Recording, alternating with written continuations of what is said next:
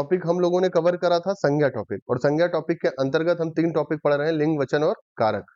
लिंग, वचन और कारक, जिसमें हमने वचन टॉपिक को कंप्लीट कर लिया था पिछली बार। क्लियर है?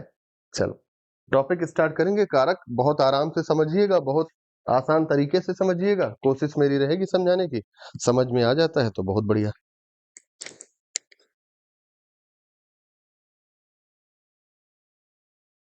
चलिए, टॉपिक आपका है कारक चिन्ह। कौन सा? सबसे पहले बताओ, मैंने चिन्ह सही लिखा कि गलत लिखा? चिन्ह सही लिखा कि गलत लिखा? बोलिए, चिन्ह सही लिखा है कि गलत लिखा? कौन बताएगा? पक्का? चलो, अगर मैं इसको ऐसे लिखूं, सही है कि गलत है?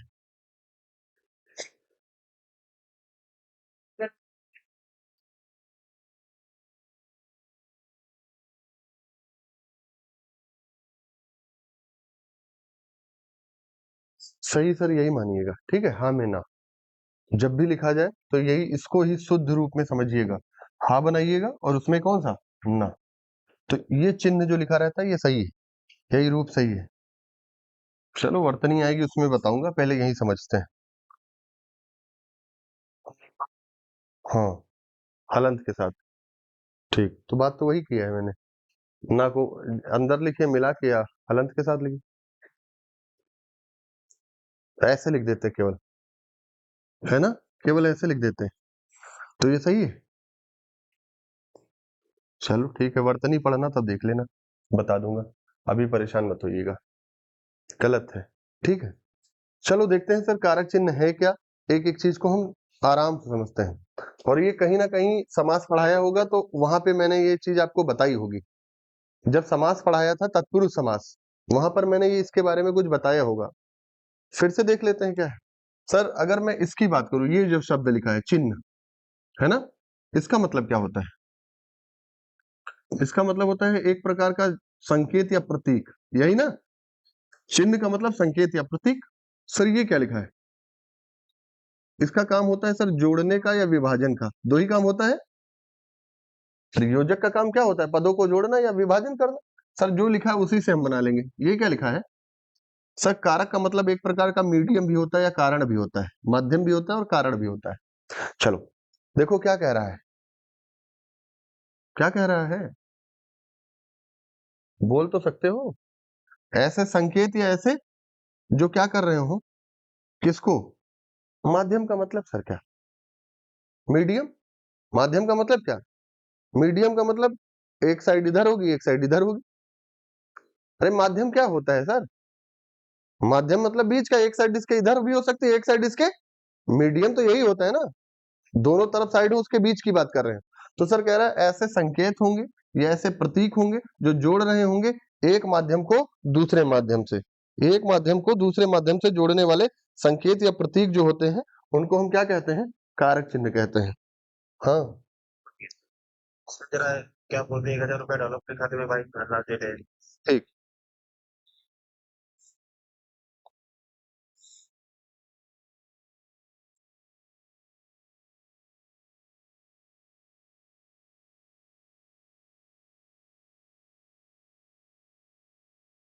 हाँ बताओ, बता दो बाबू। तुरंत तुरंत। 1 मिनट रुकिएगा भैया बस।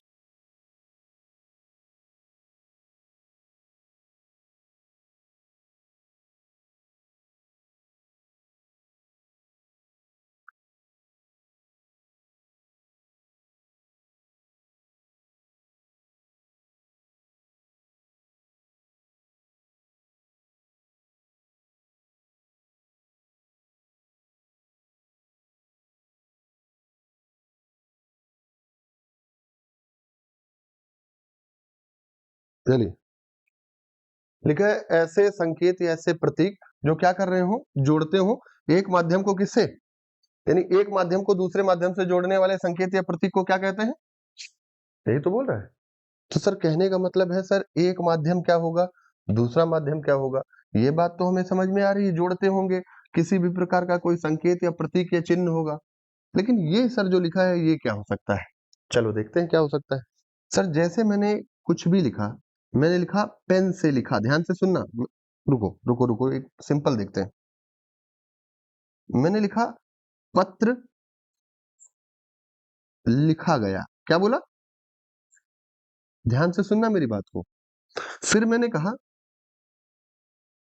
राम ने लिखा, क्या लिखा?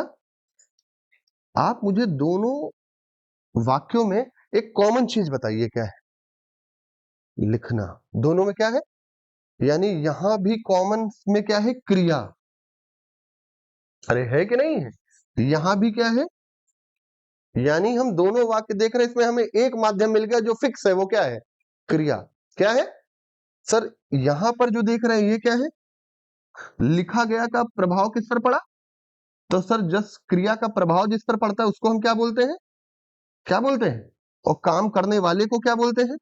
तो सर एक साइड ये तो हो सकती है या तो कर्ता या तो क्या हो सकता है, और जो दूसरी साइड फिक्स दिख रही है वो क्या हो सकता है? समझो मेरी बात को। मैं ये कह रहा हूं कोई भी अगर वाक्य होगा तो वाक्य में आमतौर पे आप देखते हो तीन चीजें होती हैं। या तो वाक्य में क्या होता है, या तो क्या होता है, जो फिक्स होता है वो क्या होता है। यही तो आपने देखा। हो सकता है कर्ता के साथ क्या हो सकता है किसके साथ क्या हो सकता है दोनों के साथ। नहीं समझ पाए ये बात किसको नहीं समझ में आई जो बोला मैंने अभी? बताओ, जो बात मैंने बोली समझ में आई? मैंने कहा राम ने लिखा, क्या बोला? कर्ता के साथ क्रिया है। मैंने लिखा पत्र लिखा गया, क्या? मैंने लिखा राम ने पत्र लिखा। संभावना हो सकती है ना? चलो, इसका मतलब सर एक माध्यम हमें मिल गया सर, कर्ता और कर्म, क्या मिल गया? और सर एक माध्यम मिल गया हमें क्रिया, क्या मिल गया? मतलब कर्ता या कर्म का क्रिया से संबंध बताने वाले या जोड़ने वाले संकेत या प्रतीकों को ही क्या कहते हैं? देखो, डेफिनेशन तुरंत बताओगे? नहीं समझ में आया? नहीं आया? अगर आपसे सिंपल पूछे, आप रटना नहीं है, इससे क्या बनाओगे? अरे इससे जैसे कारक चिन्ह लिखा है, क्या बनाओगे? ये क्या लिखा? चिन्ह मतलब संकेत। ये तुरंत दिमाग में आएगा, माध्यम को जोड़ने वाले चिन्ह। तो प्रश्न भी तो पूछोगे, माध्यम कौन? कर्ता है कर्म। दूसरा तो माध्यम का मतलब वाक्य में होगा। वाक्य में क्या हो सकता है? या तो कर्ता कर्म या तो क्या? कर्ता कर्म को क्रिया से जोड़ने वाले जो चिन्ह, संबंध बताने वाले जो चिन्ह होते हैं, उनको ही क्या कहते हैं? सिंपल आते हैं। और इससे आसान करते हैं, जो अपने बुक में देखते होगे, डेफिनेशन लिखा होगा, वो देखते हैं। चलो सर, आप मुझे ईमानदारी से बताइएगा, ये दोनों चीजें जो है कर्ता और कर्म, ये व्याकरण में क्या हो सकती हैं? सर व्याकरण में ये क्या है सर? नाउन। अरे है ना? और इसके जगह पे क्या हो सकता है? प्रोनाउन। अरे होगा कि नहीं होगा? ये फिक्स है सर, ये तो वर्ब ही रहेगी। नहीं समझ पाए? तो सर इसका मतलब कर्ता कर्म की जगह पर या तो क्या होगा, या तो क्या होगा, या तो क्या होगा। तो ये भी डेफिनेशन तो कह सकते हैं, संज्ञा तथा सर्वनाम का क्रिया से संबंध बताने वाले चिन्हों को। सर तीन डेफिनेशन में से कुछ भी पूछेगा, डेफिनेशन आप यही पढ़ते हो अपने बुक में। तो सिंपल देखो, हमको रटना तो है नहीं, हम इतना जानेंगे कुछ ऐसे चिन्ह होते हैं जो जोड़ते हैं माध्यम को, कुछ ऐसे चिन्ह होते हैं जो जोड़ते हैं माध्यम। मतलब क्या? वाक्य में देखेंगे एक कर्ता कर्म हो सकता है, दूसरा क्रिया कर्म नहीं होता है, क्रिया हो, क्रिया कर्म है, दूसरा हो जाएगा। समझ रहे हैं ना? तो एक कर्ता कर्म हो सकता है, दूसरा क्रिया। तो कर्ता या कर्म का क्रिया से संबंध बताने वाले चिन्हों को, क्लियर बात ना? अच्छा, कर्ता और कर्म क्या हो सकते हैं? रटना नहीं, मैं बार बार कह रहा हूँ, रटना तो इसीलिए मैंने ये बताया आपको, नहीं तो मैं डायरेक्ट लिख देता। संज्ञा तथा सर्वनाम का क्रिया से संबंध बताने वाले चिन्हों को क्या कहते हैं? तो तीन डेफिनेशन में कुछ भी पूछेगा, कैसे भी पूछेगा, जैसे भी पूछेगा, बता लेंगे। डेफिनेशन में कोई दिक्कत नहीं। चले आगे? क्लियर पीछे भैया? चलो आते हैं। अब बात ये आती है कि सर व्याकरण में या हिंदी व्याकरण में कारक चिन्हों की संख्या कितनी मानी गई है? ये तो आप सब जानते हैं। हिंदी व्याकरण में कारक चिन्हों की संख्या कितनी मानी गई है? 8 मानी गई है। कहां से कहां तक सर? कर्ता से संबोधन तक। कर्ता से कहां तक? यानी कुल मिला के ये कारक होते हैं। मैं सबको एक एक बताऊंगा बहुत अच्छे तरीके से। क्या सर सवाल एग्जामिनर सिंपल से क्या कठिन बना सकता है, सब देख लेंगे। कर्ता से लेकर कहां तक? संबोधन। तो सर हर एक कारक का कोई ना कोई एक चिन्ह होता होगा जो क्या कर रहा होता है, जोड़ता होगा एक माध्यम को। सर कर्ता का जो चिन्ह होता है वो क्या होता है? ऐसे ही कर्म का जो चिन्ह होता है को, करण का जो चिन्ह होता है, अभी मैं केवल ये बता रहा हूं ये क्यों होता है, कारण मैं बताऊंगा। संप्रदान का,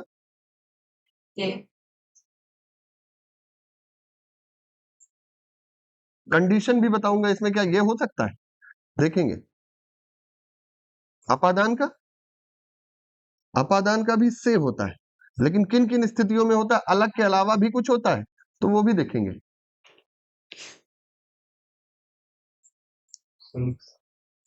संबंध का की के रारी रे नानी ने जो भी होगा, कुछ बचा? बचा है अधिकरण। अधिकरण का होता है मे पे पर, सब कारण के साथ देखेंगे सर, कोई ऐसा नहीं कि जो किताब में लिखा है वही यहाँ पर छाप दूंगा। चलो सर, सिर्फ इतना मैंने आपको इन्फॉर्मेशन यहाँ पे दी। कुल मिला के 8 आपको ऐसी चीजें दिखेंगी जिनको आप क्या कहते हो, कारक चिन्ह। इनके उपनाम अगर पूछा जाए तो सर इनको विभक्त चिन्ह भी कहते हैं। क्या कहते हैं? सवाल पूछ लिया गया है उपनाम, पिछले भी सवाल में दे सकते हैं। इनको क्या कहते हैं, या इनको ये भी नाम से जाना जाता है, क्या बोला जाता है? सवाल पूछे गए हैं इसलिए मैं बता रहा हूं। इनको क्या बोलते हैं, परसर्ग भी, और इनको क्या बोलते हैं, विभक्त। कुल कितने होते हैं व्याकरण में, कर्ता से लेकर कहां तक, सबके अपने क्या होते हैं। चलो सर, अगर मैं बात करूं सबसे पहले कर्ता की, किसकी बात करूं, क्या होता ही क्या है, तो सिंपल डेफिनेशन लिखी होगी, कार्य करने वाला। क्या लिखा होगा, यानी वाक्य में जो कार्य करने वाला होता है उसी को क्या बोलते हैं, वाक्य में जो कार्य करने वाला है उसी को क्या बोलते हैं। अब ध्यान से सुनना, वाक्य में जो कार्य करने वाला उसको क्या बोलते हैं, और इसका जो चिन्ह दिया गया है वो क्या है। कौन मुझे बताएगा, कर्ता के साथ ने का प्रयोग कब शुद्ध माना जाएगा? कर्ता का चिन्ह ने होता है, दुनिया जानती है, ने लगाओगे कब, ये कौन बताएगा? आराम से सोच लो, मैं पूछ कह रहा हूं, कर्ता के साथ ने का प्रयोग कब करते हैं?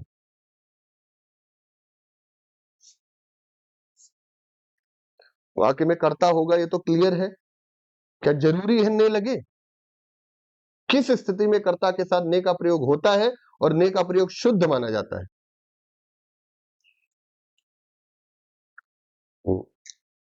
क्रिया कर्म हो जाए सीधे। अच्छा, बाकी लोग बोलिए, मैं बताऊंगा। कर्ता स्वयं कार्य ही करेगा तभी कर्ता होगा। सवाल जो पूछ रहा हूं समझ पा रहे हो, मैं सिंपल पूछ रहा हूं, कर्ता का चिन्ह क्या होता है, ने कब लगता है, बस इतना बता दो, मैं ये पूछ रहा हूँ, दुनियादारी तो पूछ ही नहीं रहा हूँ। कर्ता के साथ ने का प्रयोग कब होता है, किस स्थिति में होता है, कब शुद्ध माना जाता है, एक ही बात है तीनों। किताब में लिखा ही नहीं है तो पढ़ोगे क्या? अच्छा, चलो देखो, अभी आप कहोगे हाँ जी सर, देखो ये लिखा ही नहीं है कभी बुक में, बस इतने लिख के खत्म कर दिया, अच्छी बुक भी पढ़िएगा तब भी। कर्ता के साथ सर ने का प्रयोग एक स्थिति में किया जाता है, जब आपकी जो क्रिया है वो भूतकालिक हो। चेक करवाता हूं मैं आपको, और सर बुक में अगर किसी लिख भी दिया है भूतकालिक तो भी मैं उसको गलत कर दूंगा, देखना ये अभी गलत करूंगा, यही पहले बताऊंगा फिर इसी को गलत करूंगा, सही में बताऊंगा है क्या। सर बताइए,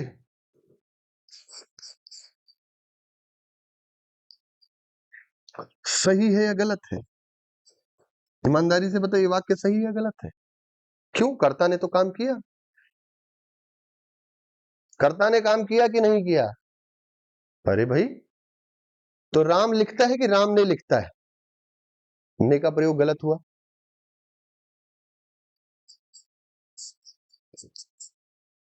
सही है या गलत है, क्यों? चलो, राम लिखा या राम ने लिखा, क्यों? क्यों भाई ने लगाया? अरे भाई नकल लिखा है उसके बाद भी, क्रिया कैसी है, भूतकालिक का मतलब, अरे अंग्रेजी नहीं पूछ रहा हूं, मतलब भूतकालिक का मतलब क्रिया कैसी है, तो स्थिति पहली हमने ये पढ़ी, अगर क्रिया भूतकालिक है तो कर्ता के साथ ने का प्रयोग शुद्ध माना जाएगा। क्लियर? पक्का? अरे हाँ या ना? चलो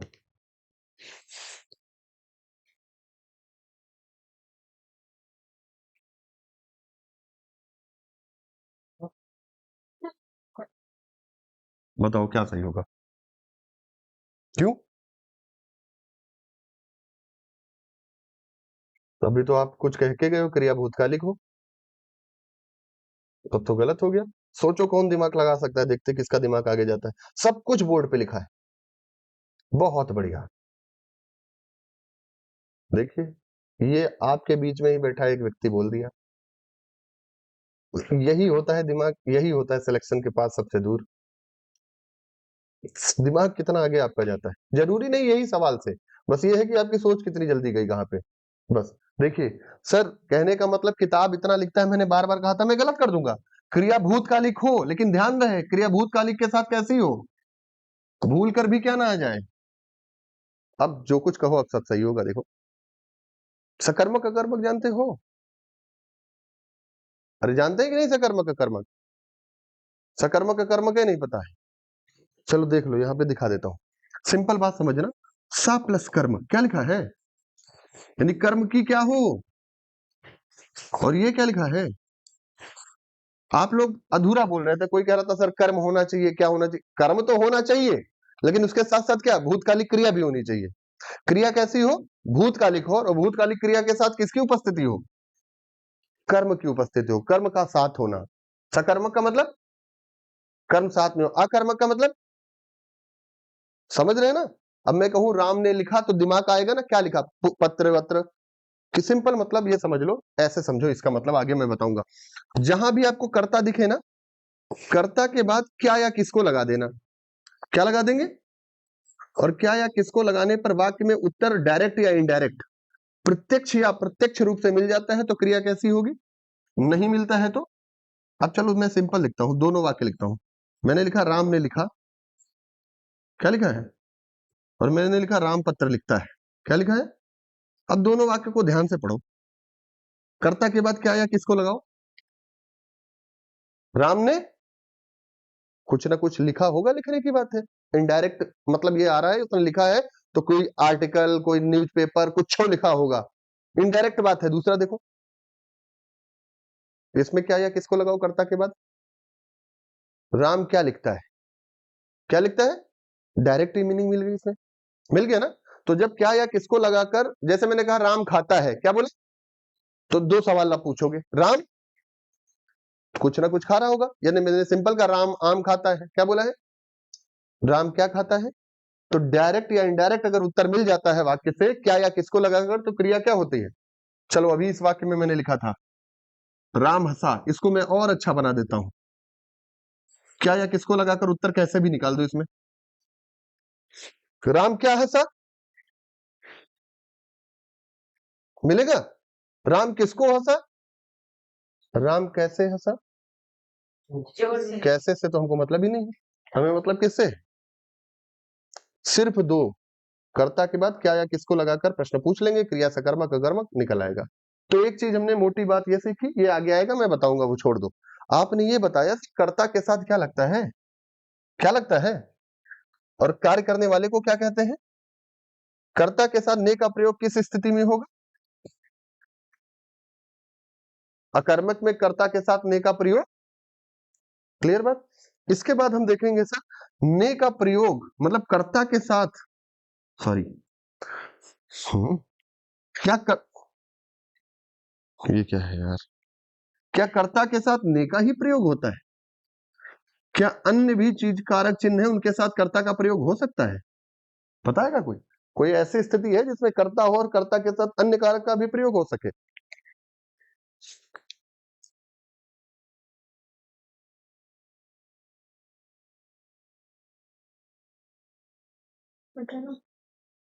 कोई स्थिति तो होनी चाहिए।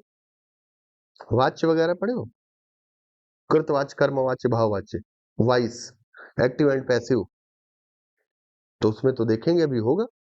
राम को, अरे ने के साथ को भी लगा होगा, भाववाच्य की स्थिति में अभी देखेंगे आगे चल के, मैं समझाऊंगा, पहले इतना लिख लो, फिर एक एक चीज चलते हैं। लिखो कारक चिन्ह, टॉपिक डालिएगा कारक चिन्ह, फिर एक एक कारक से पढ़ते हैं कर्ता से। समझ में आ गया कैसे पढ़ना है? बिल्कुल विधिवत पढ़ना है, कुछ भी पूछेगा हम कर ले जाएं। समझ रहे? जितना समझाया वो समझ पाए, उसमें कोई डाउट नहीं, बस उतना पहले लिखो, फिर आगे फिर आएंगे। लिखो कारक चिन्ह। अच्छा एक रुको रुको रुको रुको, कर्ता के साथ ने का प्रयोग किस स्थिति में होता है? क्या भूतकालिक? क्रिया, क्रिया अगर भूतकालिक है सकर्मक है, पक्का। कर्म के साथ को का प्रयोग होता है किस स्थिति में? दिमाग लगाओ, कर्म के साथ को का प्रयोग किस स्थिति में शुद्ध माना जाएगा? कब होता है यही बता दो शुद्ध, तुम क्या ही बताओगे? चलाओ दिमाग,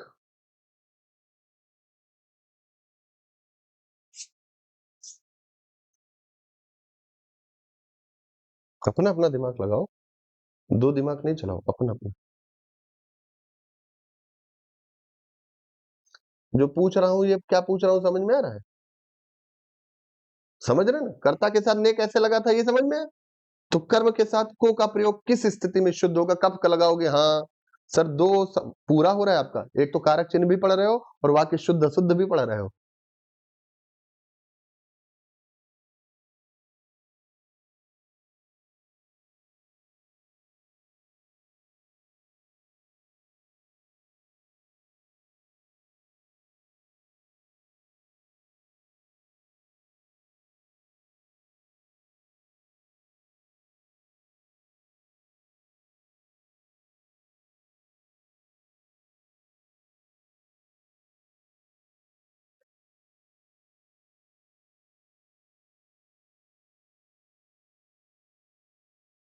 बोलिए जल्दी से,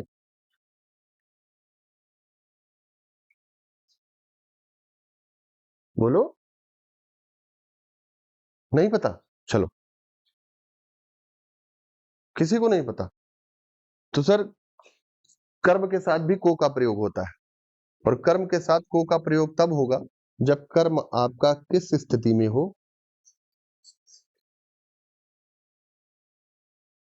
किस स्थिति में हो? अगर कर्म आपका क्या होगा, क्या होगा, तभी कर्म के साथ क्या लगेगा? निर्जीव की अवस्था में को का प्रयोग नहीं होता। चेक करके देखो, कोई बताओ। राम ने रावण मारा, राम ने रावण मारा, अरे राम ने रावण मारा, मारा कि राम ने रावण को मारा? कर्म के साथ क्या लगाया, क्यों लगाया? बच्चा विद्यालय जाता है या बच्चा विद्यालय को जाता है?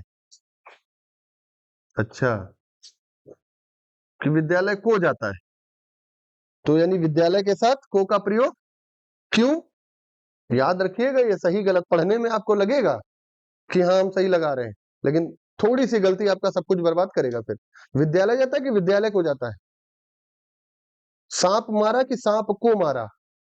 पत्र लिखा गया कि पत्र को लिखा गया? पत्र को नहीं, क्योंकि को पत्र क्या हो जाएगा, निर्जीव। तो कर्म अगर कैसा है, निर्जीव, तो को का प्रयोग अशुद्ध होगा। सिर्फ को का प्रयोग किसके साथ करते हैं? ऐसे सब देख लेंगे कैसे क्या प्रयोग होता है, पहले छापो इस यहां से, लिखिएगा कारक चिन्ह है। हम जान रहे हैं, दिमाग आपका जानते हैं कहां पर होगा, भूतकालिक वर्तमान कालिक ये सब, वही हम समझ रहे थे, उससे आगे दिमाग नहीं बढ़ेगा। लिखिए, कोई बात नहीं, लिखो कि एक माध्यम को दूसरे माध्यम से जोड़ने वाले, छापो, छापने में तो उस्ताद हो आप सब। एक माध्यम को दूसरे माध्यम से, एक माध्यम को दूसरे माध्यम से जोड़ने वाले चिन्हों को, बहुत नॉर्मल डेफिनेशन है, ये नहीं लिखी होगी, जो लिखी होगी आखिरी वाली वो लिखूंगा। एक माध्यम को दूसरे माध्यम से जोड़ने वाले संकेतों या चिन्हों को कारक चिन्ह कहते हैं।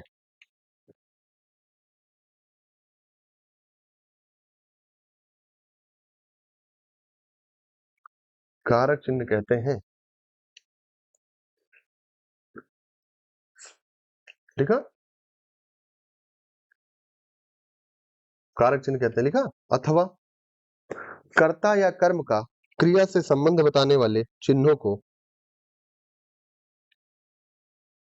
कर्ता या कर्म का क्रिया से संबंध बताने वाले चिन्हों को कारक चिन्ह कहते हैं।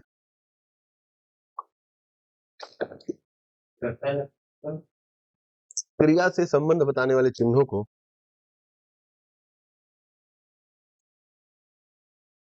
कर्ता या कर्म का क्रिया से संबंध बताने वाले चिन्हों को कारक चिन्ह कहते हैं।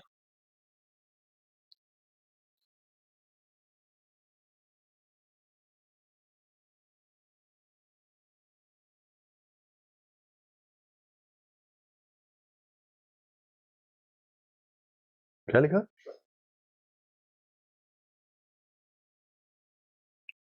अथवा तीसरी डेफिनेशन लिख लो। संज्ञा सर्वनाम का क्रिया से संबंध बताने वाले चिन्हों को कारक चिन्ह कहते हैं।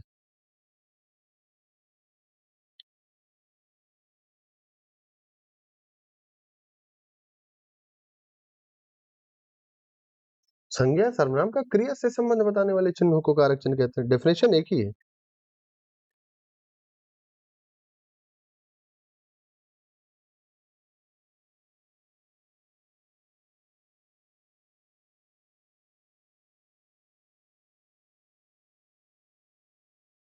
लिख लिया? संज्ञा या सर्वनाम का क्रिया से संबंध बताने वाले चिन्हों को कारक चिन्ह कहते हैं। 3 डेफिनेशन है। तीनों क्लियर? तीनों क्लियर? अगली लाइन से लिखना नोट करके, इसके उपनाम विभक्त चिन्ह तथा परसर्ग भी हैं। इसके उपनाम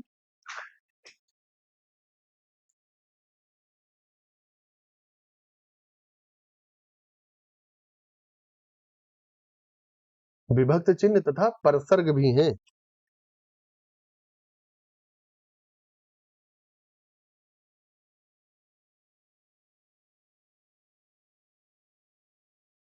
हिंदी व्याकरण में कारक चिन्ह की संख्या 8 मानी गई है।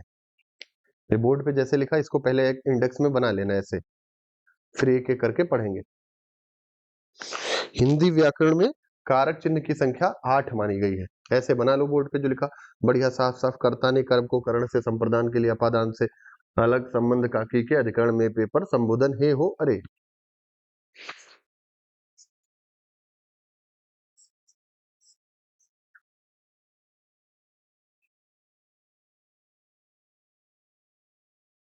जल्दी से बनाइएगा, डिजाइन मत बनाइएगा, लिख लीजिएगा।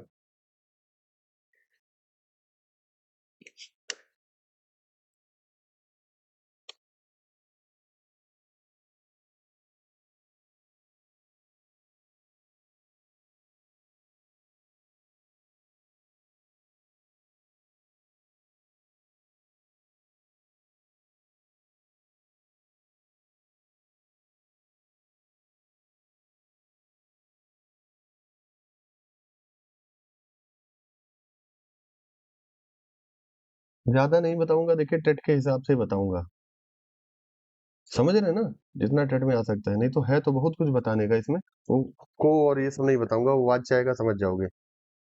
नहीं कंफ्यूज बहुत हो जाओगे, पढ़ोगे करता और फिर याद नहीं रहेगा ने होता है कि को होता है। टेट में इतना कठिन आएगा भी नहीं, न कभी पूछा गया है। तो मेन मेन चीज है वो मैं आपको बता दूंगा जानकारी के लिए।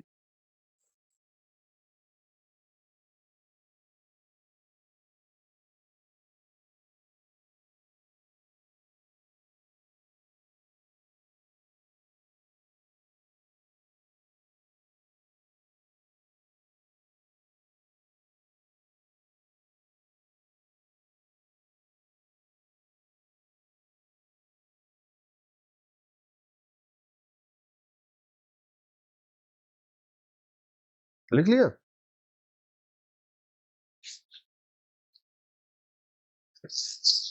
पहली हेडिंग डालिएगा कर्ता कारक, अगर लिख लिया हो। पहली हेडिंग डालिएगा कर्ता कारक।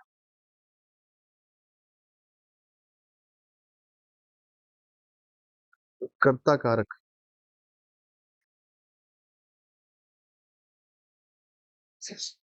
लिखा? लिखो।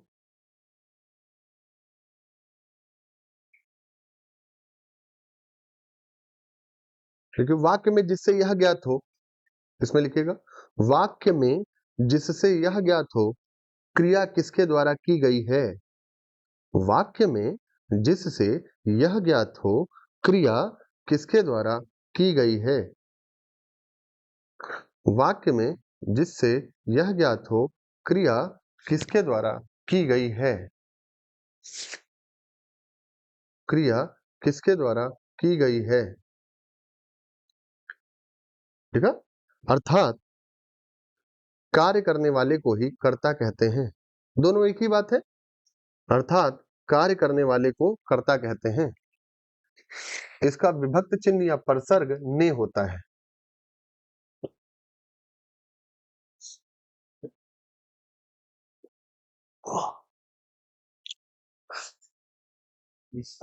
विभक्त चिन्ह या परसर्ग ने होता है। इसका विभक्त चिन्ह या परसर्ग ने होता है। इसका विभक्त चिन्ह या परसर्ग क्या होता है, ने होता है। लिख लिया, हेडिंग डालिएगा इसी में कर्ता कारक का प्रयोग। कर्ता कारक का प्रयोग।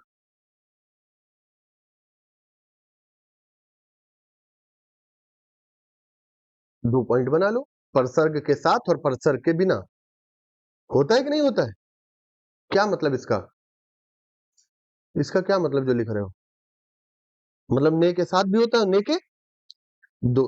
कर्ता कारक तो कर्ता कारक रहता है, कभी होगा कभी सामने दिखेगा कभी सामने, यानी परसर्ग के साथ भी होता है और परसर्ग के, हेडिंग डाल, सॉरी पॉइंट लिख लिया। पहला लिखो परसर्ग के साथ, परसर्ग के साथ, परसर्ग के साथ लिखा। देखो कर्ता कारक के साथ ने का प्रयोग, कर्ता कारक क्या लिखा है, ने का प्रयोग है। कर्ता कारक के साथ ने का प्रयोग तब होता है जब क्रिया भूतकालिक सकर्मक हो।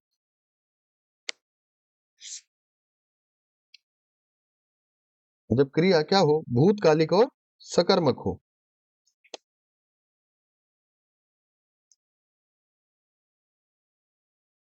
जैसे सीता ने खाना खाया,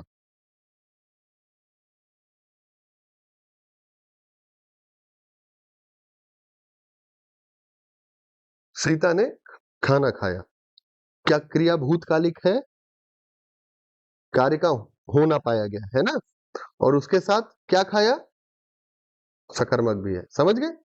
दूसरा पॉइंट लिखना, परसर्ग के बिना।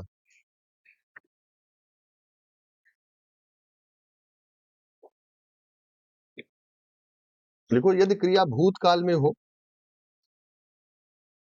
यदि क्रिया भूतकाल में हो लेकिन अकर्मक हो तो ने नहीं लगेगा। ने को सिंगल इन्वर्टेड कॉमा में लिखना। यदि क्रिया भूतकाल में हो लेकिन कैसी हो, अकर्मक हो, तो ने सिंगल इन्वर्टेड कॉमा में, ने का प्रयोग नहीं होगा या ने नहीं लगेगा, जो भी लिख पाओ।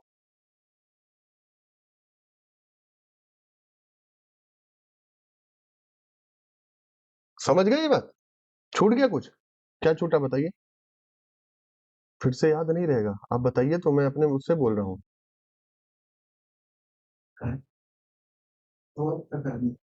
हाँ, तुन्ने का प्रयोग नहीं होगा, यही ना, तुन्ने का प्रयोग नहीं होगा, सेंटेंस बनाना पड़ेगा फिर दिमाग में। लिख लिया। दूसरा पॉइंट इसमें लिखो, यदि क्रिया वर्तमान या भविष्य काल में भी हो तब भी ने का प्रयोग नहीं होता। इसी में, हाँ भैया यही तो समझाया था। यदि क्रिया वर्तमान या भविष्य काल में हो तब भी ने का प्रयोग नहीं होता। एग्जाम्पल दोनों के लिख लोगे।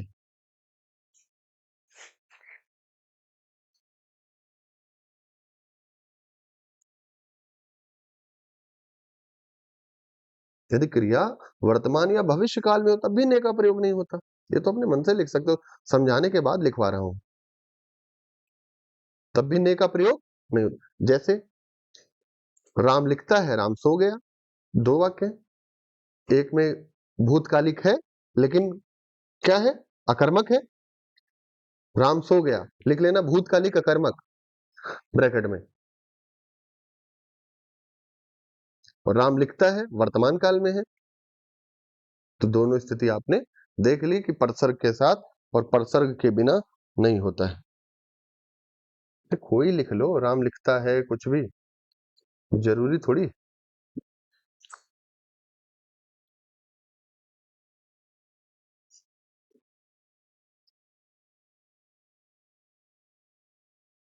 चले आगे, कर्ता कारक क्लियर, बताइए, जहां तक कोई डाउट हो पूछ लो, जो लिखा है, जो समझा है, कुछ भी, फिर आगे चले। कुछ भी, सिंगल चीज। क्या लिखता है तो भावार्थ शब्द कुछ भी लिखता हो, पत्र, न्यूज, कुछ हो, आर्टिकल, मतलब इनडायरेक्ट है, सकर्मक है। इनडायरेक्ट अगर है तो वो सकर्मक होता है। तो सकर्मक अकर्मक क्रिया आने दीजिए, वहां पे पढ़ा दूंगा, अभी परेशान मत होइएगा, ये छोड़ दीजिए। क्रिया सकर्मक अकर्मक आएगा, वो मैं पढ़ा दूंगा क्या होता है। कर्ता कारक क्लियर। अब इसमें मैं आगे ये नहीं बताऊंगा सर कर्ता के साथ को का भी प्रयोग होता है, से का प्रयोग होता है, परेशान हो जाओगे, क्योंकि होगा, बालक से लिखा होगा ना, राम को, तो उस स्थिति में कार्य करने वाले के साथ से और को का भी प्रयोग होगा। लिखा होगा मुझसे अब चला नहीं जाता, क्या लिखा है, पढ़े हो ना, काम तो मैं हूं, भाववाच्य है, तो वाच्य की स्थिति में कर्ता के साथ से का भी प्रयोग होगा। लेकिन दिमाग तुम्हारा कंफ्यूज हो जाएगा कि सर ने भी बताया था, से भी बताया था। इतना कठिन तो टेट ने ना पूछा है ना कभी पूछेगा, क्योंकि इसमें लड़कियों की संख्या होती है ज्यादा। ईमानदारी की बात है, आप हंसिए और जो कुछ भी करिए, आप जो भी करिए, एग्जाम के पैटर्न को इसलिए नहीं इतना कठिन टफ बनाएगा। आप ये कहिएगा कि सर लड़कियों के होने से कठिन और टफ का क्या मतलब है, तो बनाने वाला जानता होगा कि क्या है क्या नहीं है। मैं वो नहीं कह रहा हूं कि दिमाग कमजोर होता है कि क्या नहीं होता है क्या है, बस बात मैं कह रहा हूं। मैं एक चीज बता रहा हूं कि पेपर औसतन हमेशा देखा गया, टीटी का पेपर उतना कठिन नहीं मिलेगा आपको। आप ये मत सोचिएगा कि सर जैसा स्टेट के एग्जाम में पीसीएस वगैरह में या स्टेट के एग्जाम में दूसरे एग्जाम में हो जाता है तो इसमें पूछ लेगा, नहीं सर, इसमें नहीं पूछेगा उतना, क्योंकि मैंने बहुत सारे लोगों को देखा है, डायरेक्ट ऐसे लिख दिया जाता है तो 6 दिन लगा देंगे, ये नहीं पता चलेगा ये आया कैसे, उनको ये नहीं पता होगा ये आया कैसे है। मैं जानता हूं, अभी सिम पूछ लें अगर कोई नहीं बता पाएगा ये आया कैसे। लेकिन लोगों, मैं सबकी बात नहीं कह रहा हूं, मैं बात कर रहा हूं किसकी, मेजोरिटी की। और मैंने देखा है, आज से नहीं 16-17 से देखा है, जो सिलेक्टेड है उनकी मैं बात कर रहा हूँ, जो 68,000 69,000 में हो गए, कि डायरेक्ट अगर ऐसे लिख दिया जाता है, बड़ी वैल्यू, फ्रैक्शन तो छोड़ दीजिए, तो सिंपल में है, ये लिखा है, वो लिख दे तब तो पता ही नहीं क्या हो गया है कि ये 0.5 आया कैसे है। तब उनको बताओ 32 से कम 32, 32 दूना 64, 2 को 10 बार भाग दो, दशमलव लगाओ, तब ये आता है। एक और स्टेप बीच में खा गए तो उनको पता ही नहीं चलेगा ये आया कैसे।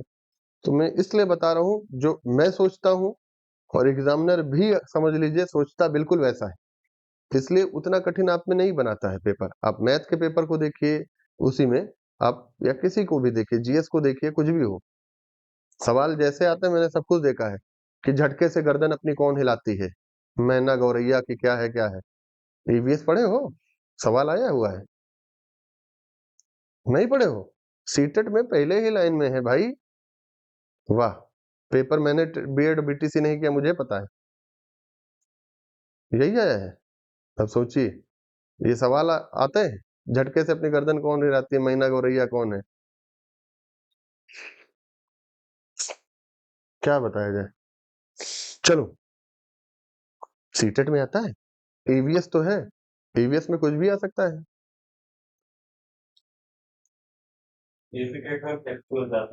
बहुत सारे फैक्ट भी आते हैं, कौन सा कीट होता है जो वो होता है, बनाता है,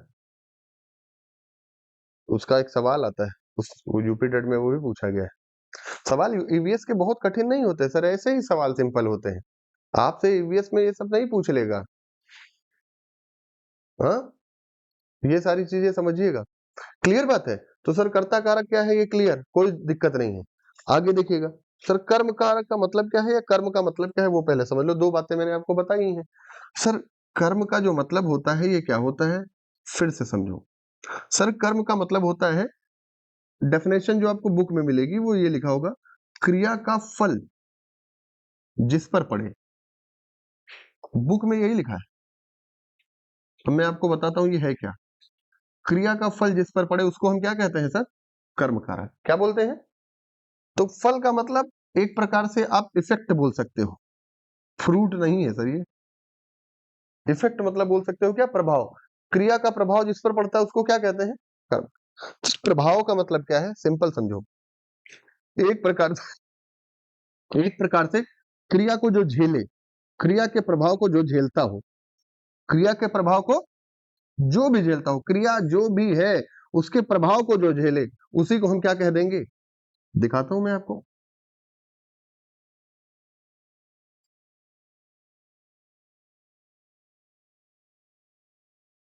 तभी आप समझ जाओगे। सर क्रिया क्या है इसमें बताओ जरा सर।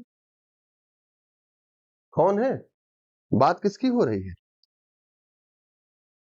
है ना? किस पर फल पड़ा, कौन झेला? राम की रावण? नहीं समझ पाए? ये क्रिया है, इसके प्रभाव को किस पर पड़ा, मतलब इसके प्रभाव से कौन झेल रहा है? इसके प्रभाव से कौन झेल रहा है? तो यानी जिसके प्रभाव से जो झेलता हो बस उसको याद रखना, कर्म कहते हैं। सिंपल है। जिसके प्रभाव से जो भी झेले वो क्या होगा? समझ पाए कुछ? देखो,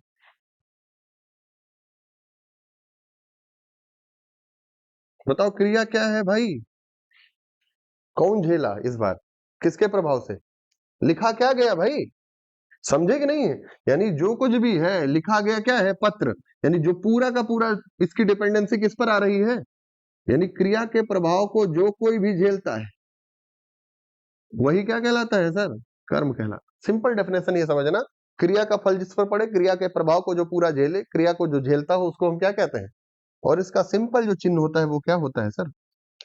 को। और किस स्थिति में मैंने आपको बताया को का प्रयोग?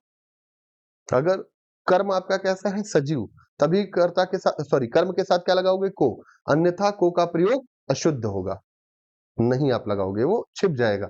क्लियर बात? कर लेंगे ये चीज। इसके अलावा सर यहां पर हम अभी को छोड़ते हैं। को संप्रदान में भी कहीं लिख दिया था मैंने, ध्यान होगा अगर आपको। याद है कि नहीं याद है? देखो, ये लिख दिया था। तो मैं यहां भी बताऊंगा को का प्रयोग संप्रदान में भी किस स्थिति में होता है। एक स्थिति यहां पर हम छोड़ देंगे दान की। कौन सी? अगर दान का, देखो दो वाक्य हैं, मैं समझा देता हूं यहीं पर, देख लो।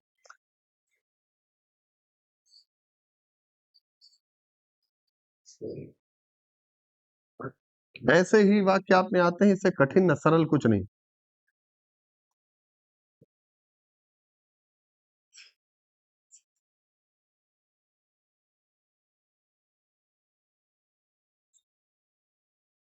सर दोनों वाक्य को पढ़ो जरा सा। यहां क्या लिखा है और यहां क्या लिखा है? सर दोनों में को लिखा है, दोनों को कर्म होना चाहिए था। अरे दोनों को कर्म होना चाहिए था, लेकिन सर ये वाला कर्म नहीं है। क्यों? सर यहां भले ही शब्द क्या नहीं लिखा हो, भले ही यहां पर शब्द क्या नहीं लिखा हो, लेकिन राजा जो है वो क्या कर रहा है? वापस ले लेगा क्या? वस्त्र दिए का मतलब यहां पर अंडरस्टूड है क्या? दान की बात हो रही है। किसकी बात हो रही है? अरे जैसे जरूरी नहीं लिखा होगा कि दान दिया। राम ने भिखारी को भोजन दिया, तो कहने का मतलब क्या है? दान। जहां पे डायरेक्ट या इनडायरेक्ट रूप से क्या दिया जाए कोई चीज, उसकी वापस मांग ना हो, वहां पर याद रखिएगा को का प्रयोग है तो वो हो जाएगा सर क्या? क्या हो जाएगा? किसकी स्थिति में? दान की स्थिति में को का प्रयोग कब होता है? अन्य सभी स्थिति में हमेशा याद रखिएगा क्या होगा? पहला वाला वाक्य पढ़ो। दान दे दिया। समझ रहे कि नहीं? जहां भी आपको ये लगे कि वापस हो सकता है, वो दान नहीं है। तो सर ये संप्रदान में मैं आगे बताऊंगा चल के, अभी कर्म में यहां पर इतना ही समझिएगा। लिखिएगा कर्म, लिखो कर्म। बेसिक हमने कंप्लीट कर लिया। अब 10 मिनट का टॉपिक बचेगा, आगे जाके मैं खत्म कर दूंगा। बेसिक हमें पता ही है क्या क्या क्या होता है। कर्म में लिखिएगा कि क्रिया का प्रभाव जिस पर पड़े, क्रिया का प्रभाव जिस पर पड़े कर्म कहते हैं।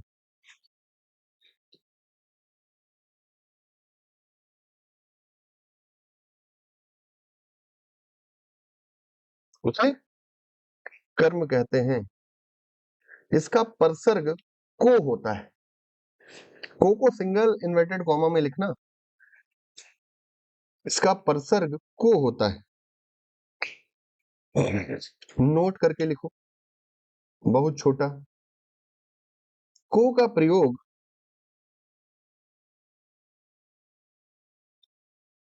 कर्म के साथ तभी करेंगे जब कर्म सजीव हो।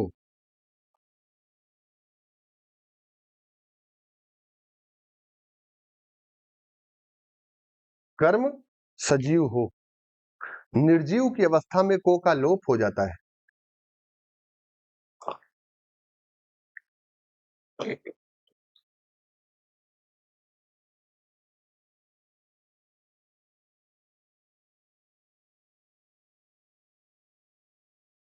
को का लोप मतलब छिपना।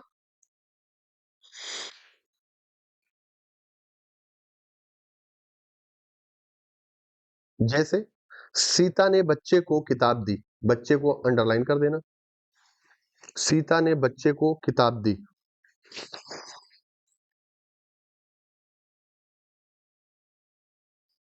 बच्चे को किताब दी, कुछ भी लिख लिया करो भाई, कुछ भी मतलब कुछ भी अपने मन से बना लिया करो जो छूट जाए।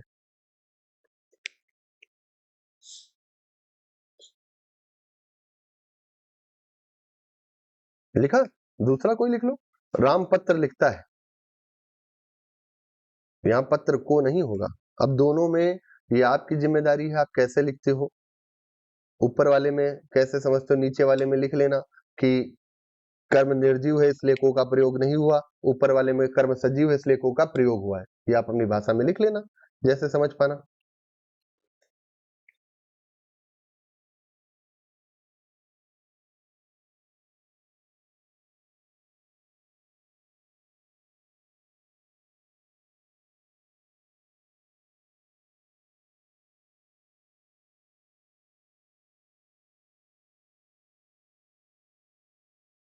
चले आगे, चले चलो।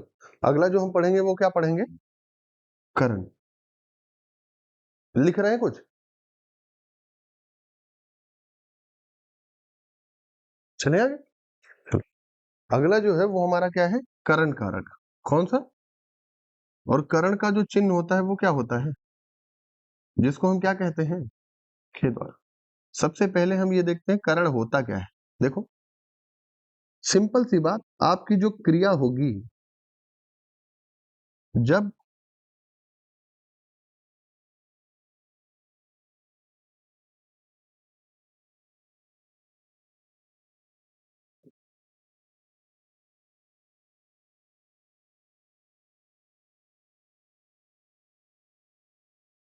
क्रिया अगर आपकी क्या किसी साधन या माध्यम द्वारा क्या हो, संपादित हो, मतलब क्रिया अगर किसी साधन या माध्यम द्वारा हो रही हो तो याद रखिएगा वहां पर किसका प्रयोग होगा?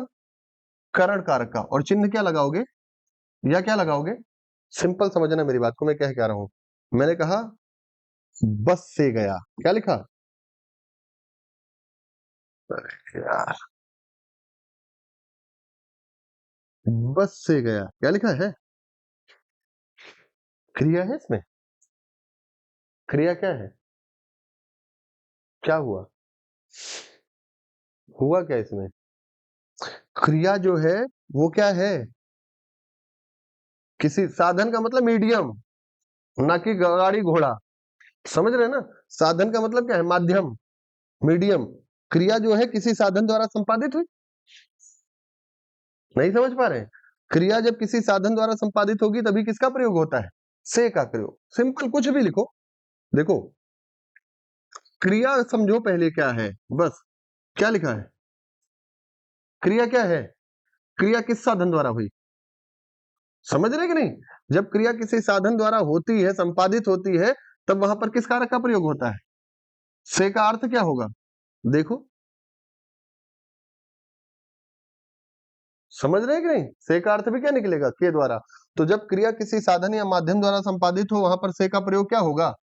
और कभी भी से का प्रयोग अगर हो और वहां पर याद रखिएगा दोनों के दोनों पद जो हो वो अगर किसकी दृष्टि दिख रही है, अलग होने की, तो वहां पर से जो होता है अलग होने की स्थिति में क्या हो जाता है, पक्का ना।